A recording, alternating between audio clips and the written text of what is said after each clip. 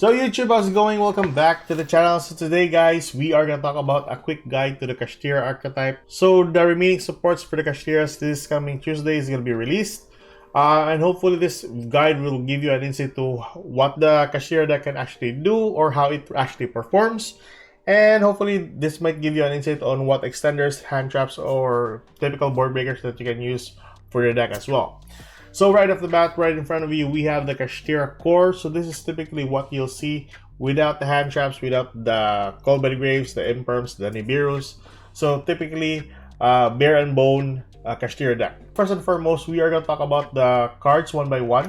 So the Unicorn, you need to max this one on 3 copies. Before, I really thought that the Fenrir was the best card in the main deck for the Kashtira archetype, but I was wrong. So it was actually the Unicorn that allows you to gain access to a copy of Theosis and a copy of Birth, which are really good extenders for your plays. Never cut a copy of Unicorn. Same goes with a copy of Fenrir. Since in Master Duel we're only dealing with 2 copies of Fenrir, just as well gonna max this one out on 2 copies. Allows you to gain access to any Kashtira monster from your deck and add it to the hand. Typical targets for this is a copy of Rysart. And then we have our card that was preemptively banned a while ago, so Kashtira Tier Elements. So you can go with 1 copy of this in your deck. Allowing you to mill a card from either deck is kind of insane. And if you have a face-up a Rysart on the field, this one actually gain you an access to the cards of your opponent. Then 1 to 2 copies of Scarecrow Kashtira. I've seen some other people run with 1 or 2 copies in their deck, so it really depends on you. The effect for this is it can attack face-up defense position. Furthermore, any Kashtira or Scarecrow monster that attacks during that turn will have your opponent's monster negate its effect until the end of the turn. Plus, it is a level 7 that can be spell summoned to the field. Then you have 2 or 3 copies of Rysart. So Rysart can be accessed with a copy of Fenrir or a copy of Reinforcement, which is one of your go-to cards later along the line for your consistency. A copy of Rysart will actually trigger the effect of Shangri-Ira if you have a Shangri-Ira on the field. So go for 2 or 3 copies of this depending on your build. Then we have the Theosis on 3 copies. Never cut this one out. This is one of your cards that can spell summon a Kashtira from your deck as long as it has a different attribute. Then 3 copies of Birth as well, allowing you to normal summon Kashtira monster, which is a level 7, or typically any level 7 monster for that matter from your hand. And lastly, it can spell summon 1 Kashtira monster from your graveyard or from the banished pile. And of course, our last preemptively banned card, which is the Field Spell, allowing you to gain access to 1 Kashtira card, and it can pop a card on the field if your Shangri-Ira activates its effect. And lastly, for our main deck card, we have here a copy of Big Bang. So this card is the usual target for the Rysart on the field. So once Rysart uses its effect, you can banish a copy of Big Bang. Big Bang will target any Kashtira Exi monster, detach 1 material from it, add it to the hand, and you can spell summon 1 Kashtira monster from your hand. So a really good extender as well. For your extra deck, you are going with the typical numbers of 3 copies of a Rysart. In most decks, they are just using 2 copies of this just because they wanted more slots for more extra deck monsters. But for the basic core for the Kashtira deck, you go with 3 copies. 2 copies of Shangri-Ira. Depending on the pots that you are using, just go with 2 or 3 copies. So that is basically your Kashtira Core. Let's move towards the next topic. So for our next topic here, guys, we have here our extenders. So there's only 7 that you can use for the deck that are level 7 as well. So they're kind of good for the deck in general. So right off the bat, we have Astral Crabo. You just basically reveal a number monster from your extra deck. Typically a number 11 Big Eye or a number 89 Jablosis, but since Jablosis is banned, so typically Big Eye is your go-to target there. And for that matter, I think there are going to be a lot of good level 7 or rank 7 monsters that you can use for the deck. So this will copy the number of the rank monster and it will be level 7 once it will happen. Next one we'll have the Danger Engine. So typically the Jackalope, the copy of Nessie, and a copy of Dogman. Which, of course, if you drop a copy of Jackalope to the graveyard, you can spell summon a copy of Nessie to the field or a copy of Dogman, which is a level 7 extra that you can go into your rank 7 plays. And then you have a copy of Black Meteor Dragon. So this is a really good card as well if you are using the Gamma. Typically, what this card does is it will remove the driver from your deck and send it to the graveyard. And then you can spell summon the Meteor Dragon to the field, and its level will increase to 1. So it will be a level 7 monster, then you can use this one as a fodder for your rank 7 plays. Furthermore, the driver will be in the graveyard, but it will still be usable with the help of the Gamma if you want to use the effect of Gamma. And then our typical level 7 monster, which is Ascendant of Thunder, a quick level 7 on the board, just paying 3,000 life points. And lastly, of course, our Instant Contact, which was primarily used before with the tier elements. This can also be good with the current Kashtira archetype. So having to go into your Elemental Hero level 7 monsters. So this is the Aqua Neos and a copy of Dark Neos, which are level 7 fusion monsters. Now I know there are other level 7 hero monsters out there, but typical targets is just the Aqua Neos and the Dark Neos. So that is our extender, guys. Let's move towards our next topic. Alright guys, so for our next topic, we have our consistency generators. We have only 10 as far as I know. So typically we have side Bs that can allow you to banish one psychic monster, which is a typical unicorn or a copy of Fenrir, and then you can just spell summon that with a copy of Birth if you have it on the field. Side Bs will be on a level 7 and you can go into your rank 7 play. Next card we have is Foolish Burial. You can send any level 7 Kashtira monster to the graveyard, and then you can just revive it with a copy of Birth on the field. Next we have a copy of Reinforcement of the Army, getting a hold of a copy of Rice Heart from your deck, and then add it to your hand, and then you can use the effect of Rice Heart once it is on the field.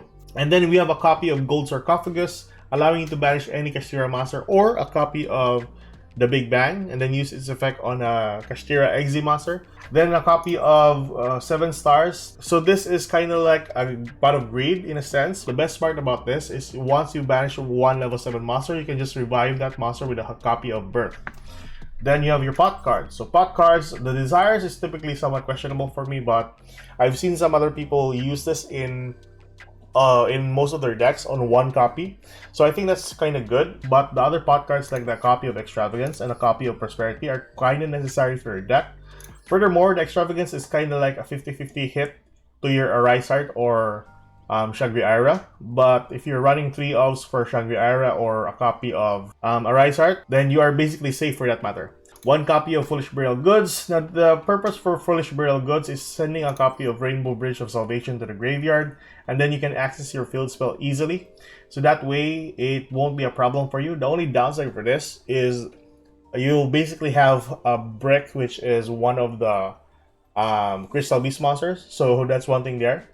And lastly, of course, we have a copy of Small World, which you can bridge into your desired card once you... The effect of Small World is kind of convoluted, but as long as you know the effect of Small World, then it's easy enough to access your specific cards that you need for the turn.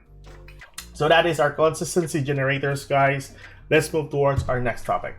Alright, so for our next topic here, guys, we have here our hand traps. So these are the 9 hand traps that you can use for the deck. Typically to start off, we have Duel and Lock. So with Duel and Lock, this is kind of favorable with the current meta nowadays with the purities coming into the meta, so insanely good as well. So Duel and Lock is your best card to go into or go up against a purity archetype. Furthermore, going up against a mirror match for the Kashtiras as well, this is your go-to card to stop adding more cards to their hand. Next up, you have a copy of Maxi. Very straightforward card. I don't want to elaborate its effect because everyone knows Maxi. Then you have a copy of Gamma as well. So Gamma with the driver. The driver, you'll have a brick, but there is one card that you can use. I'll talk about it in the extenders. The Gamma is a really good card for the negate as well. And you can go into a Synchro 8, which is the Cypher Lord Omega. The Omega will allow you to remove one card from your opponent's hand. If you have a face-up Ariser to the field, you can just snatch that card from the banished pile, and then that won't be added back to your opponent's hand. So insanely good for the Gamma.